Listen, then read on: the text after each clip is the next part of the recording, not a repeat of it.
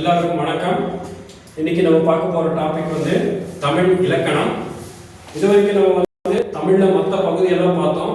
இப்போ தமிழ் இலக்கணங்கள் நம்ம ஃபோக்கஸ் பண்ண போறோம். காரணம் என்ன அப்படின்னா, தமிழ் இலக்கணத்துல தான் இப்போ எல்லா தேர்வுலையும் அதிகமான கேள்விகள் கேட்கப்படுது.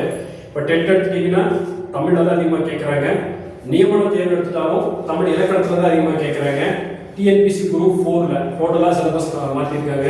அண்ட் குரூப் 2லையும் சிலபஸ் மாற்றி இலக்கணங்கள் வந்து அதிகமாக ஃபோக்கஸ் பண்ணுறாங்க. பிஜிடிஏபி Tamil eligibility test, even Tamil எல்லா மற்ற போட்டித் தேர்வுக்கான தமிழ் எலிஜிபிலிட்டி டெஸ்ட்லையும் இலக்கணங்கள் அதிகமாக கேட்கப்படுது. அதனால இதிலிருந்து இலக்கணங்கள் நம்ம ஃபோக்கஸ் பண்ணி கிளாஸ் எடுக்க போகிறோம். இலக்கணம் முதல்ல தமிழ் அப்படின்னு எடுத்தீங்கன்னா உலகத்தில் ஒரு மூத்த மொழி. 2500 ஆண்டுகளுக்கு முற்பட்ட காலத்தில் தமிழ் மொழி இருந்திருக்கு அப்படின்னு சொல்லப்படுது. தென்னிந்திய மொழிகளுக்கு எல்லாமே தமிழ் மொழி தான் தாய்மொழி அப்படின்னு நம்மளுக்கு தெரியும். அதே மாதிரி தமிழ்ல இலக்கணம் ஒரு முக்கியமான ஒரு பகுதி.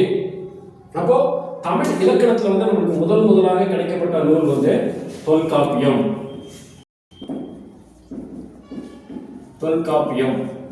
தொல்காப்பியம் அப்படின்ற இந்த நூல் வந்து தொல்காப்பியர் என்ற ஆசிரியரால் எழுதப்பட்டது. இந்த தொல்காப்பியம் நூல் எடுத்தீங்கன்னா இது வந்து இடைச்சங்க நூல். சரியா? தமிழ் வரலாறு எடுத்தீங்கன்னா 3 சங்கங்கள் இருக்கும். முச்சங்கம் அப்படின்னு நம்ம எல்லாத்துக்கும் தெரியும். அது முதல் சங்கம், இடை சங்கம், கடை சங்கம் அப்படின்னு 3 சங்கங்கள் இருந்திருக்கு. அந்த முதல் சங்கத்துல பாத்தீங்கன்னா சில நூல்கள் எல்லாம் தமிழ்ல எழுதியிருக்காங்க. பல புலவர்கள் எழுதியிருக்காங்கன்னு பார்த்தோம். முதல் சங்கம் எடுத்தீங்க அப்படின்னா தென்மதுரை, அதாவது இதற்கு பழைய காலத்துல தமிழ்நாடு பார்த்தீங்க அப்படின்னா லெமூரியா கண்டம் அப்படின்னு ஒரு கண்டம் இருந்திருக்கு. அந்த லெமூரியா கண்டத்துல தான் தமிழ் நிலப்பரப்பு இருந்திருக்குன்னு சொல்லப்படுது. இந்த லெமூரியா கண்டத்துல பக்ருளி ஆறு அப்படின்னு ஒரு ஆறு இருக்கு.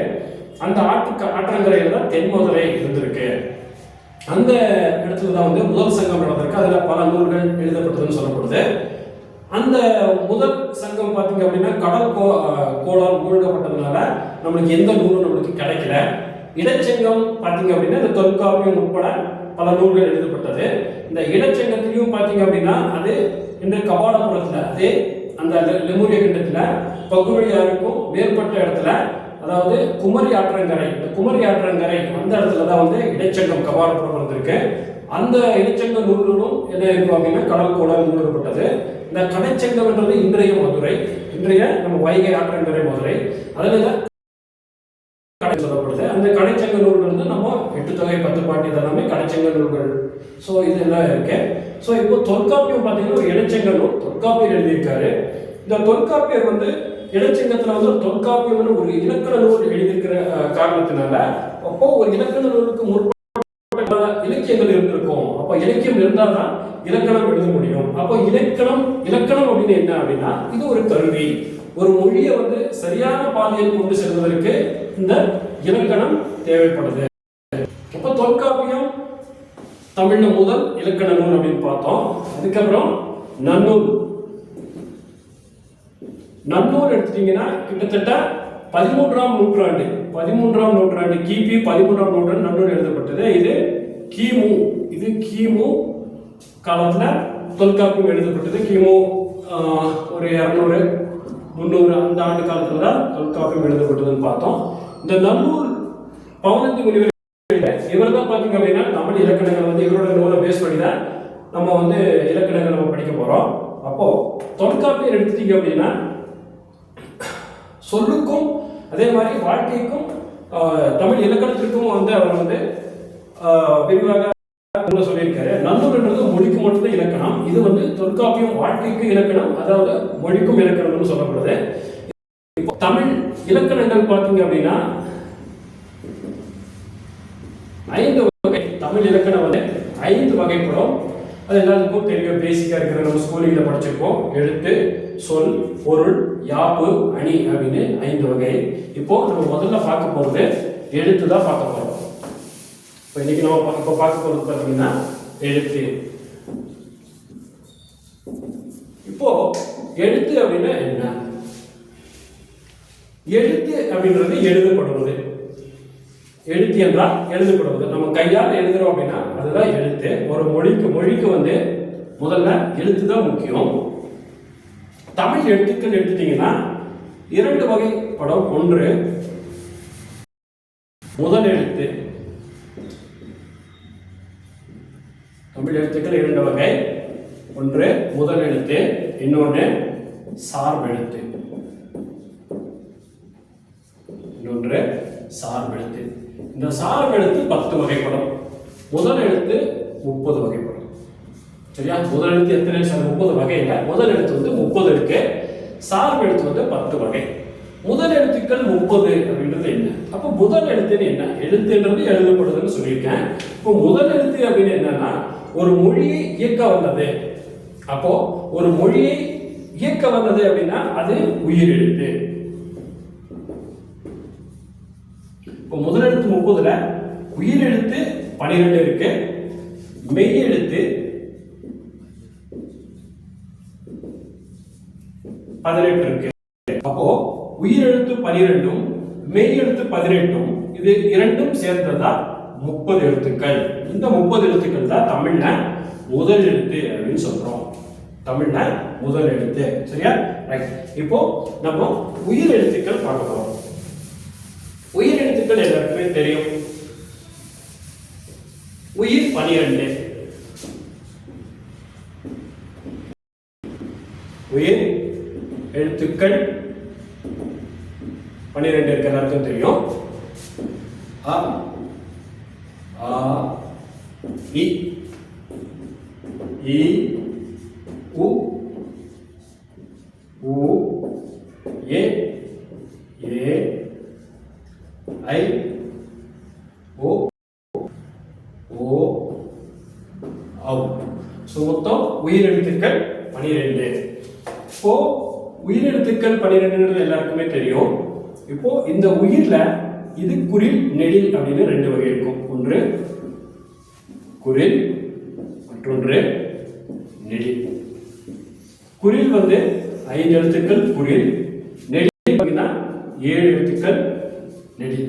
குறில் குறில் எதுன்னு பார்த்தீங்கன்னா அ, இ, உ, ஏ,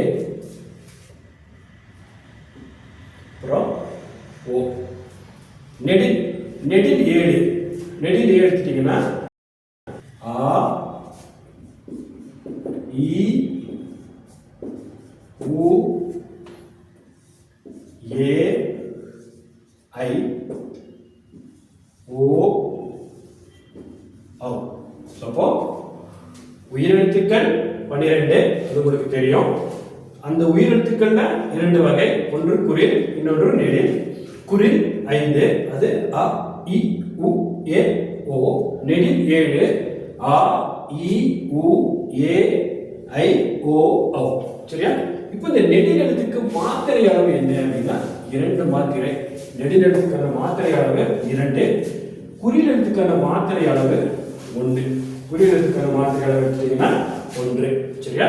இப்போ உயிர் எழுத்து என்னன்னா மொழியை இயக்க வல்லது. உயிரெழுத்துக்கள் ஏன் இந்த 12 எழுத்துக்கள் வந்து உயிரெழுத்துக்கள் சொல்றாங்கன்னா ஒரு மொழியை இயக்க வல்லது. அதே போன்று இந்த மற்ற எழுத்துக்கள் உதவி இல்லாமல் இந்த ஒலி வந்து தானே இயங்கக்கூடியது. இந்த உயிரெழுத்துக்கள் வந்து தானே இயங்கக்கூடியது. அதனாலதான் இது வந்து உயிர் எழுத்தா சொல்லப்படுது. ஓகே, அடுத்தது எடுத்துட்டீங்க அப்படின்னா மெய் எழுத்து 18 பார்ப்போம். இப்போ உயிரெழுத்துக்கள் உங்களுக்கு தெரியும். குறில் 5, நெடில் 7 அப்படின்னு பார்த்தோம்.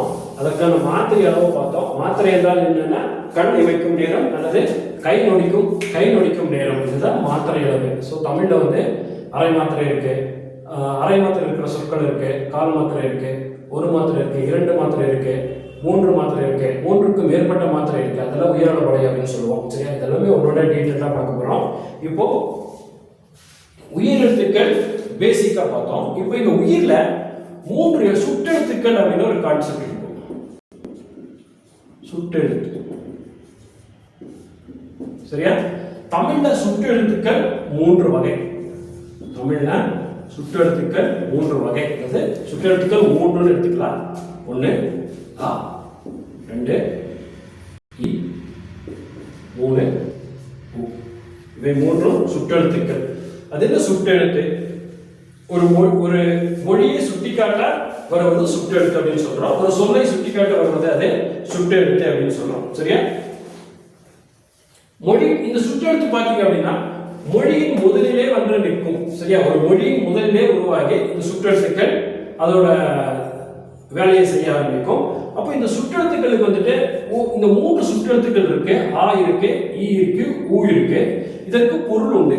ஆ அப்படின்னு என்னன்னா சேமை. ஆ அப்படின்னா சேமை அல்லது தூரம். ஆ என்றால் பொருள் என்ன அப்படின்னா தூரத்தை குறிக்கும். சரியா? ஈ என்றால் அண்மை. ஈ என்றால் பொருள் என்னன்னா அண்மை, தூரம். ஆ என்றால் தூரம், ஈ என்றால் அண்மை, ஊ என்றால் நடுவில். அதாவது தூரத்தையும் குறிக்காது, அண்மையும் குறிக்காது, நடுவில் இருக்கிறது. ஸோ இதுதான் ஊ அப்படின்னு சொல்றோம். ஊ என்றால் நடுவில் இருக்கிறது. சரியா? ஓகே. இப்போ இந்த சுற்றெழுத்துக்கள்ல 3ல இப்போ நடப்பு இதுல ஊ என்ற எழுத்து மறைந்துள்ளது. ஊ என்ற சுற்றெழுத்து பார்த்தீங்கன்னா மறைஞ்சிருக்கு. இப்போ நம்ம பயன்படுத்துறது அ இ அப்படின்ற 2 சுற்றெழுத்து தான் பயன்படுத்துறோம். சரியா? இப்போ ஊ என்ற சுற்றெழுத்து சங்க காலத்துல இருந்திருக்கு அப்படின்னு சொல்லப்படுது. ஓகே. இப்போ இந்த சுற்றெழுத்துக்கள்ல பார்த்தீங்கன்னா 3 வகை அப்படின்னு பார்த்தோம். இப்போ சுற்றெழுத்து சுட்டு பெயர் அப்படின்னு ஒரு டாபிக். சுட்டு பெயர். சுட்டு பெயர் வந்து 2 வகை. ஒன்று அகச்சுட்டு, மற்றொன்று புறச்சுட்டு அப்படின்னு 2 வகை இருக்கும். சரியா? சுட்டு எழுத்துனா இந்த வார்த்தை அ இ உ அப்படின்னா இந்த எழுத்துக்கள் மட்டும்தான் சுற்றெழுத்துன்னு சொல்றோம். சுட்டு பெயரோட சுட்டு பெயர்னா இந்த எழுத்துக்களோட ஒரு சொல், அந்த சொல்லோட இந்த சுற்றெழுத்து வந்தா அதுதான் சுட்டு பெயர் அப்படின்னு சொல்றோம். இது அகசுட்டு, புறசுட்டு அப்படின்னு 2 வகை இருக்கு. சரியா? அகசுட்டு அப்படின்னு என்னன்னா சொற்கள் உள்ளேயே இருக்கும். சரியா? புறசுட்டு அப்படின்னா சொற்களின் வெளியில் இருக்கும். அதாவது அகசுட்டுல அந்த சொல்லை பிரித்தால் வந்து அது பொருள் தராது, புறசுட்டுல வந்து அந்த சொல்லை பிரித்தால் வந்து அது பொருள் தரும். சரியா? ஃபார் எக்ஸாம்பிள் அகசுட்டுக்கு எடுத்துக்காட்டு எடுத்துட்டீங்கன்னா அவன், இவன், உவன். சரியா? அவன், இவன், உவன். சரியா? இந்த 3 எழுத்துக்கள் தான் அகசுட்டுக்கு சொல்லலாம். சரியா? இது வந்து அகசுட்டு. இந்த சொல்ல பிரிச்சு பாருங்க. ஆ கூட்டல் வன் அப்படின்னு நம்ம பிரிக்க முடியாது. அதனால இது அகசுட்டு அப்படின்னு சொல்றோம்.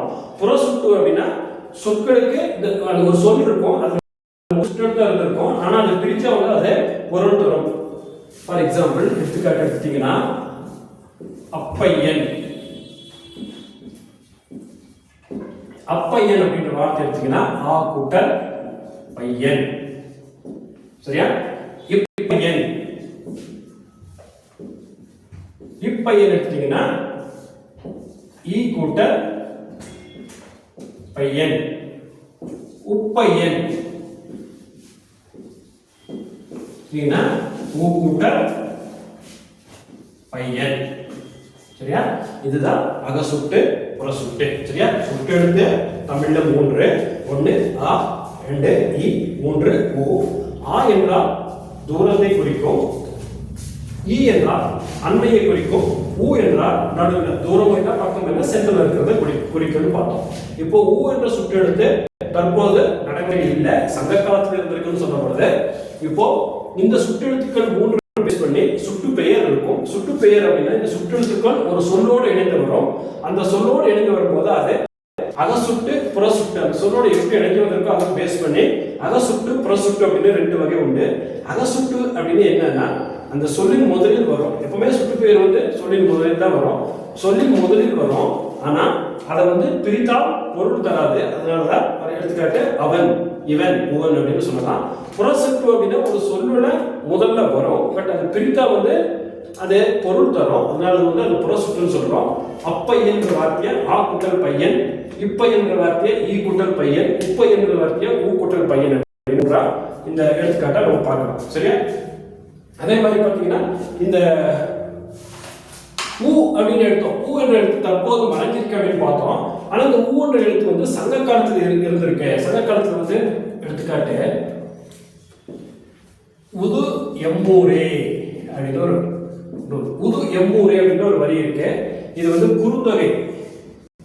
இந்த வரி வந்து குறுந்தொகைங்கிறது இருக்கு. அப்போ இங்க ஊ என்ற சுற்றெழுத்து குறுந்தொகை எழுதப்பட்டுள்ளது. இதற்கு என்ன அர்த்தம் அப்படின்னா எம்மூர் அதுவாகும். இதுக்கு மீனிங் என்னன்னா எம்மூர் அதுவாகும், அதாவது அதுதான் எங்க ஊர் அப்படின்னு சொல்லப்படுது. அதே மாதிரி உதுக்கான் அப்படின்ற ஒரு வார்த்தை, உதுக்கான். உதுக்கான் எடுத்தீங்கன்னா இது வந்து புறநானூறு நூல் இடம்பெற்றது. புறநானூறு. அப்புறம் இந்த வார்த்தை புறநானூறு இருக்கு, நெற்றினிலையும் இருக்கும். நெற்றினிலையும் இந்த வார்த்தை இருக்கும். உதுக்கான் அப்படின்னா அங்கே பார். உதுக்கான் மீனிங் என்னன்னா அங்கே பார், அதோ பார் அப்படின்றத உதுக்கானுக்கான அர்த்தம். சரியா? அப்போ சுற்றெழுத்துக்கள் உங்களுக்கு கிளியரா இருக்குன்னு நினைக்கிறேன். இப்போ இந்த சுற்றெழுத்துக்கள்ல பாத்தீங்க அப்படின்னா நம்மளோட சுற்றெழுத்தோட இந்த பாடம் எப்படி குறிக்கப்பட்டது அப்படின்னா அ இ உம் முதல்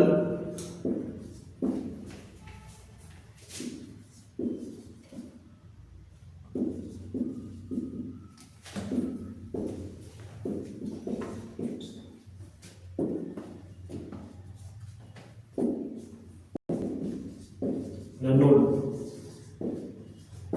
பவனந்தி முனிவரோட நன்னூல்ல இந்த சுற்றெழுத்துக்களுக்கான இலக்கணம் எப்படி கொடுத்து, சுற்றெழுத்துக்கான பாடல் எப்படி கொடுத்துருக்கேன்னா அ இ உ முதற்றனில் வரை அது சுட்டே. அதாவது அ இ உ என்ற 3 எழுத்தும் இதற்கு முன்னாடி வரும் ஒரு சொல்லின் முதலில் வந்தால் அதுதான் சுற்றெழுத்து அப்படின்னு நன்னூலா இங்க விளக்கியிருக்காங்க. சரியா? சோ ஃபார் எக்ஸாம்பிள் இந்த வரியை கொடுத்துட்டே அப்படியே கேட்கலாம்.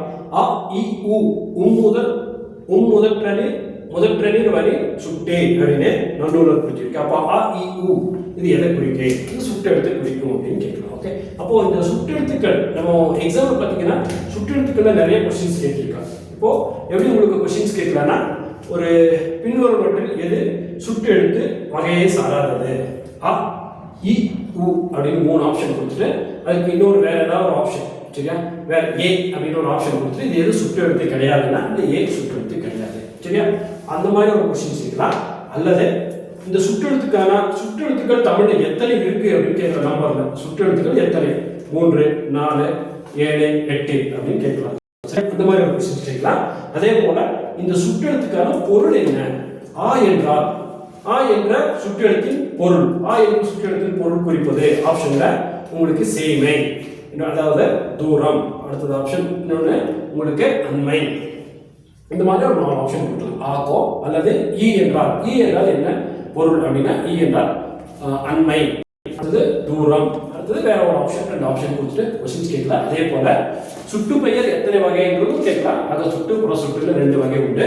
இப்போ ஒரு எடுத்துக்காட்டு கொடுத்துட்டு அவன் அப்படின்னு ஒரு வார்த்தை கொடுத்துட்டு இந்த வார்த்தை வந்து அகசுட்டா இல்லாட்டி புற சுட்டா அப்படின்னு கேட்போம். அப்போ இது அகசுட்டு. அகசுட்டு எப்படி நாம வச்சுக்கணும்? சுற்றெழுத்து முதல்ல வரும், அந்த சொல்லில் முதலில் வரும். ஆனா அதை பிரிச்சா வந்து நம்மளுக்கு வந்து அது தராது. அதனாலதான் அதை அகசுட்டுன்னு சொல்றோம். புற சுட்டுக்கு பாத்தீங்கன்னா ஃபார் எக்ஸாம்பிள் ஈ கூட்ட இப்பையன் அப்படின்னு ஒரு வார்த்தையை கொடுத்துட்டு இது எவ்வகை சுட்டு பெயரை குறிக்கும்? அகசுட்டா அல்லது புற சுட்டா அல்லது சுட்டு எழுத்தா அப்படின்ற மாதிரி கேட்பான். சரியா? ஸோ இப்போ இந்த சுட்டு எழுத்துன்றது ரொம்ப முக்கியமானது. உயிரெழுத்துக்கள் பார்த்தீங்க அப்படின்னா அது ஒரு பேசிக். சரியா? உயிரெழுத்துக்கள் நம்ம ஃபர்ஸ்ட் பார்த்தோம். உயிரெழுத்துக்கள் வந்து ரொம்ப முக்கியமானது. உயிரெழுத்துக்கள் தெரிஞ்சா நம்ம அகராவசியப்படி எழுதுறதுக்கு தேவைப்படும். அதே போல உயிரெழுத்துக்கள் பேஸ் பண்ணி தான் மொத்த இலக்கணங்களை நம்ம படிக்க போறோம். அது உங்க எல்லாத்துக்கும் தெரியும். இருந்தாலும் ஒரு ரெஃப்ரெஷ் பண்றதுக்காக உயிரெழுத்துக்கள் பார்த்தோம். அந்த உயிரெழுத்துக்கள் கீழே தான் உங்களுக்கு சுற்றெழுத்து அப்படின்னு ஒன்று இருக்கு அப்படின்னு சொல்லியிருந்தேன். அந்த சுற்றெழுத்துக்கள் 3 பார்த்தோம். சரியா? அடுத்து பார்த்தீங்க அப்படின்னா வினா எழுத்து. வினா எழுத்து சுற்றெழுத்து பார்த்தோம். வினா எழுத்து, இந்த வினா எழுத்து எடுத்துட்டீங்கன்னா இது 5 வகை. சரியா? வினா எழுத்து பார்த்தீங்கன்னா இது 5 வகை. ஏ யா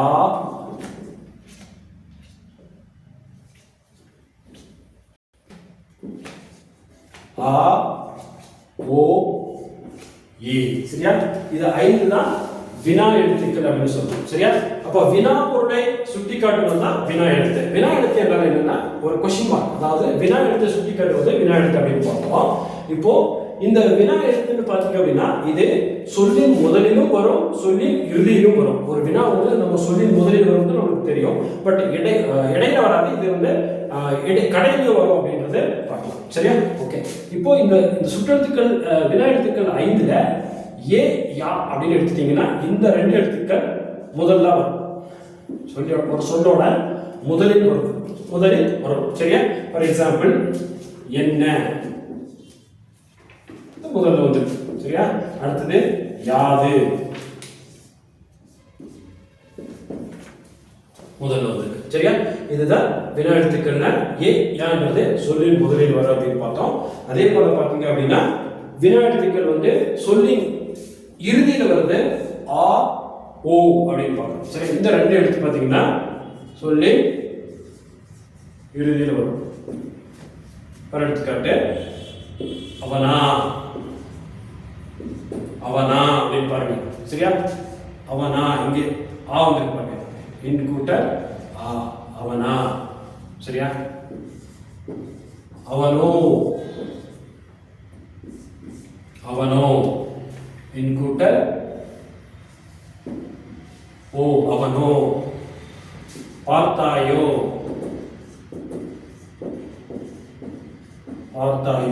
சரியா? அப்ப இங்க ஓ வந்து ஈ கூட்டல் ஓ, யோ. சரியா? அப்போ ஆ ஏ யா அப்படின்றது 2 சொற்கள் சொல்லின் முதலில் வரும். அதாவது ஒரு வினால முதல் எழுத்தாக வரும். ஆ ஓ அப்படின்றது இறுதியில், அந்த வினா இடத்துல இறுதியில் வரும். எடுத்துக்காட்டு அவனா ஆன்னு பாருங்க, அவனோ ஓன்னு பாருங்க, பார்த்தாயோ அப்படின்னு. ஏன் எடுத்தீங்கன்னா இது 2 இடத்துலயும் வரும். ஒரு சொல்லோட முதலில் வரும், இறுதியிலும் வரும். ஏன் எடுத்தீங்கன்னா ஒரு சொல்லோட முதலிலும் வரும், இது இறுதியிலும் வரும். எடுத்துக்காட்டு ஏது அப்படின்னு சொல்லி எடுத்துக்கலாம். சரியா? ஏது இங்க ஏ என்ற எழுத்து முதல்ல வந்திருக்கு. அதே போல ஏன் இங்க முதல்ல வந்திருக்கு பாருங்க. அதே போல வந்தானே. இப்போ இந்த சொல்லல இறுதியில் வந்திருக்கு, இன் கூட்டல் ஏ நே. அதே போல பார்த்தாயே,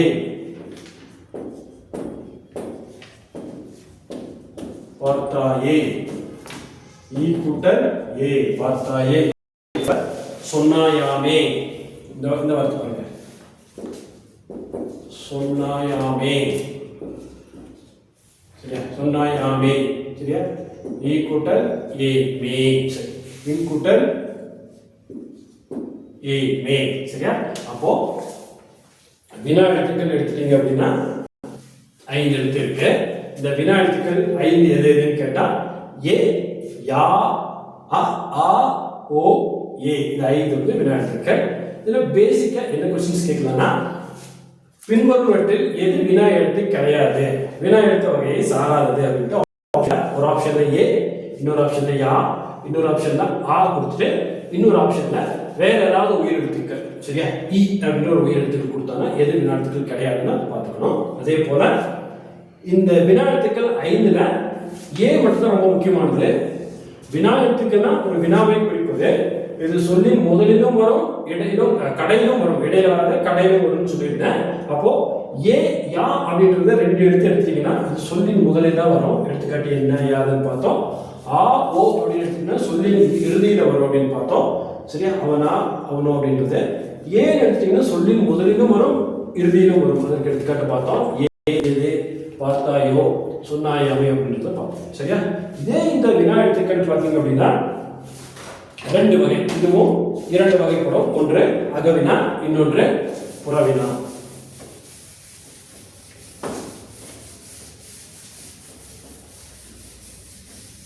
வினா எழுத்துக்கள் வினாவோட வகை 2. அகவினா, வினா எழுத்துக்கள் 5, வினாவோட வகை 2. அகவினா, புறவினா அப்படின்னு 2 எழுத்துக்கள். சரியா? அப்போ அகவினா அப்படின்னா சொற்களின் உள்ளே வருவதுதான் அகவினா. எடுத்துக்காட்டு என், எங்கு, எப்படி, யாவன். சொல்லோட வந்திருக்கு, ஆனா அதை பிரிச்சீங்கன்னா அது பொருள் தராது. அதுதான் அகவினா. இப்ப ஏ கூட்டல் இங்கு நம்ம பிரிக்க முடியாது. சரியா? இதுதான் அகவினா. எங்கு ஏ கூட்டல் இங்கு பிரிச்சா அது பொருள் தராது. எப்படி ஏ கூட்டல் இப்படி, ஏ கூட்டல் படி அப்படி பிரிக்க முடியாது. சரியா? சோ இது சொல்லோட வந்திருக்கு. அதே போல பாத்தீங்கன்னா புறவினா சொற்களின் புறத்தே வருவது புறவினா. எடுத்துக்காட்டு வந்து எப்போது, ஏ எப்போது எப்படி பிரிக்கலாம்? ஏ கூட்டல் போது. சரியா? அதே போல எவ்வூர், எவ்வூர்னா ஏ கூட்டல் ஊர், எவ்வூர். சரியா? வந்தானே, வந்தானே எப்படி பிரிக்கலாம்? வந்தான் இந்த இறுதியில வந்த எழுத்து வந்தான் கூட்டல் ஏ அப்படின்னு பிரிக்கலாம். உண்டானோ, உண்டானோ அப்படின்னா உண்டான் கூட்டல் ஓ. அவனா, அவனா அப்படின்னு எடுத்தீங்கன்னா அவன் கூட்டல் ஆ, அவனா. யாங்கனம், யாங்கனம், யா கூட்டல் ஞனம். ஞனம் அப்படின்னு என்ன மீனிங்னா இடம், இடத்தை குறிக்கிறது. சரியா? யாங்கனம் யா கூட்டல் ஞனம் இது பிரிக்கும். சரியா? ஓகே. இப்போ வினா எழுத்துக்கள் பார்த்தோம். வினா எழுத்துக்கள் 5 அப்படின்னு பார்த்தோம். அதே போல வினா எழுத்துக்கள் 5 எதுன்னா ஏ, யா, ஆ, ஓ, ஏ. இந்த 5 வந்து வினா எழுத்துக்கள். அதே மாதிரி வினா வந்து 2 வகை, அகவினா புறவினா அப்படின்னு பார்த்தோம். அதே போல இந்த நன்னூலார் வந்து இந்த வினாவுக்கான தன்னோட செய்யுள் எப்படி எழுதியிருக்காருன்னு பாருங்க. ஏ, யா முதலும், ஏ, யா முதலும், ஆ, ஓ வீற்றும், ஆ, ஓ வீற்றும், ஏ இரு வழியும், ஏ இரு வழியும் வினா ஆகுமே.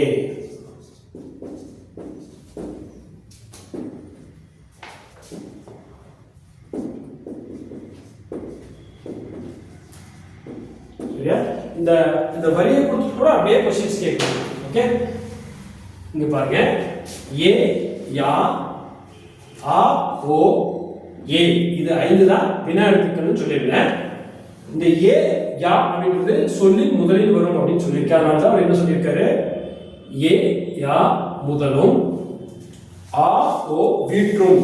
ஆவும் ஓவும் இந்த 2 வினா எழுத்துக்கள் சொல்லின் இறுதியில் வரும். அதனால ஆ, ஓ வீற்றும், ஏ இரு வழியும். ஏன்றது 2 இடத்துல வரும். சொல்லின் முதலிலும் வரும், ஏன்றது இந்த சொல்லோட முதலிலும் வரும். அதே போல ஏன்றது சொல்லோட இறுதியில் வரும். வீற்றும், ஏ இரு வழியும் வினாவாகுமே. சரியா? அப்போ இதுதான் வினா எழுத்துக்கள் அப்படின்றது நன்னூலர் வந்து தெளிவாக குறிப்பிட்டிருக்காரு. சரியா? அப்போ இதுல எப்படி क्वेश्चंस கேட்கலாம்? இந்த பாடலை இந்த வரியை கொடுத்துட்டே நன்னூலரோட இந்த வரியை கொடுத்துட்டே क्वेश्चंस கேட்கலாம். ஏ, ஆ முதலும், ஆ, ஓ வீற்றும், ஏ இரு வழியும் வினாவாகுமே அப்படின்னு கொடுத்துட்டு இதுல இந்த கொடுத்திருக்கிற இடத்துல எந்த 5 வந்து எதுல வந்து வினா எழுத்துக்கள் அப்படின்னு கேட்கலாம். ஏ, ஆ, ஓ, ஏ அப்படின்றது 5 வினா எழுத்துக்கள். சரியா? அடுத்தது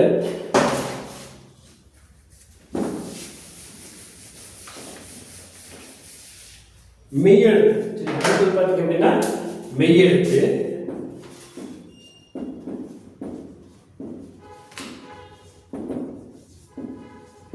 மெய்யெழுத்துக்கள் எல்லாருக்கும் தெரியும். மெய்யெழுத்துக்கள் 18 வகை. சரியா? 18 எழுத்துக்கள் இருக்கு. இந்த மெய்யெழுத்துக்கு இன்னொரு பேர் வந்து இதுக்கு ஒற்று அப்படின்னு சொல்லுவாங்க. மெய்யெழுத்துக்கு இன்னொரு பேர் ஒற்று அல்லது உடம்பெழுத்து. இன்னொன்று பார்த்தீங்கன்னா உடம்பு எழுத்து. சரியா? மெய்யெழுத்துக்கள் 18, ஒன்று ஒற்று. இன்னொன்று பார்த்தீங்க அப்படின்னா உடம்பு, இன்னொரு பெயர் வந்து உடம்பு எழுத்து. சரியா? மெய்யெழுத்துக்கள்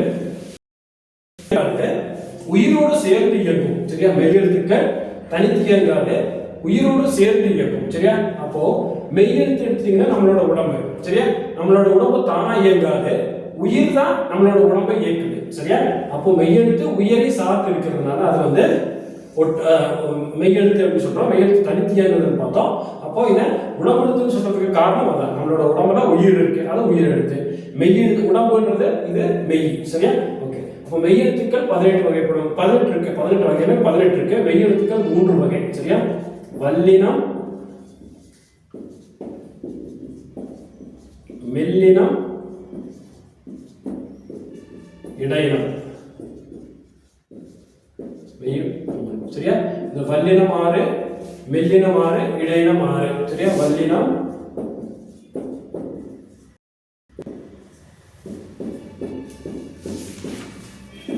மெல்லினம்,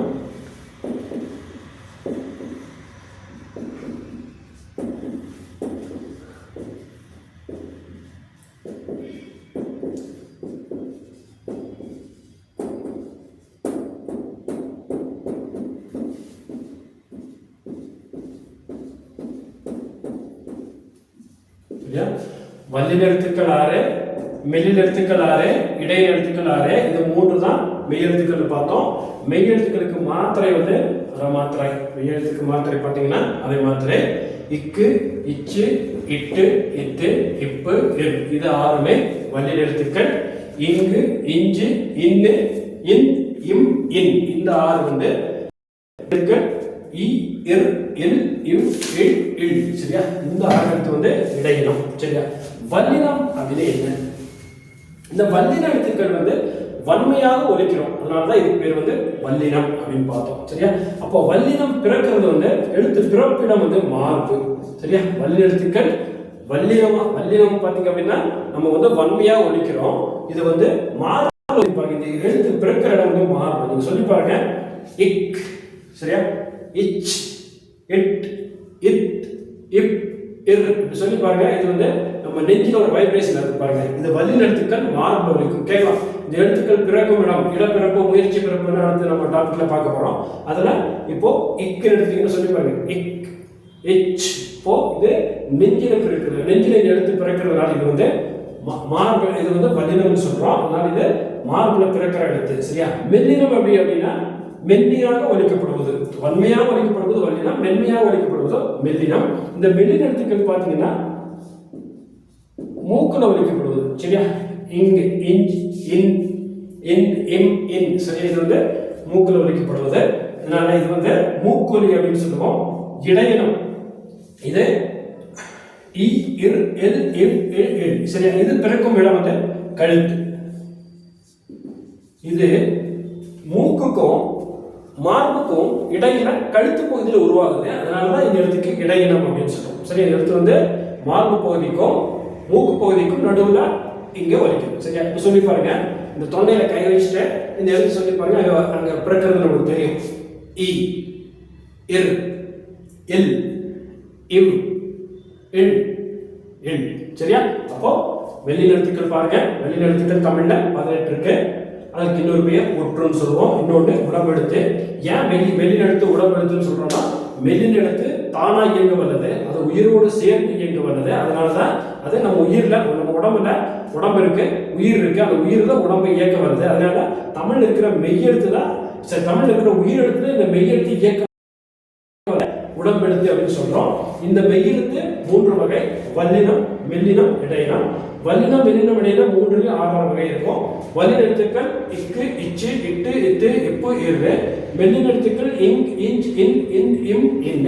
இடையின எழுத்துக்கள் இ, இர், எல், இவ், இல். சரியா? அடுத்தது இது எங்க பிறக்கும் அப்படின்னா வல்லினம் மார்புல பிறக்குது, மெல்லினம் மூக்குல பிறக்குது, இடையினம் வந்து கழுத்து பகுதியில பிறக்குது அப்படின்னு பார்த்தோம். சரியா? இதை வச்சு நம்ம வந்து வல்லினம் எழுத்துக்கள் நல்லா தெரிஞ்சாதான் நம்ம வந்து அந்த குற்றியலிகரம் அது வந்து தெளிவாக தெரிய முடியும்.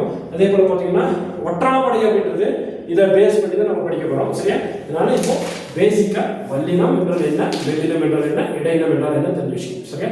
இப்போ நம்ம பார்த்துருக்கிறது தமிழ் இலக்கணத்தோட ஓவரால் ஒரு வியூ பார்த்துருக்கோம். உயிரெழுத்துக்கள் பார்த்துருக்கோம், மெய்யெழுத்துக்கள் பார்த்துருக்கோம், அந்த உயிரெழுத்துக்குள்ள சுற்றெழுத்துக்கள் பார்த்துருக்கோம், வினா எழுத்துக்கள் பார்த்துருக்கோம். சரியா? அப்போ மெய் 18 பார்த்துருக்கோம், உயிர் 12 பார்த்துருக்கோம். இதுதான் முதல் எழுத்து அப்படின்னு பார்த்தோம். அதுக்கப்புறம் சார்பெழுத்துக்கள் இருக்கு. அடுத்த கிளாஸ்ல நம்ம சார்பெழுத்துக்கள் பார்க்க போறோம். சார்பெழுத்துக்கள் பார்த்தீங்கன்னா 10 வகை இருக்கு. அந்த 10 வகையை அடுத்த கிளாஸ்ல பார்க்க போறோம். அது வரைக்கும் இந்த ஃபர்ஸ்ட் சாப்டர் கிளியரா படிச்சுட்டு வாங்க. நன்றி.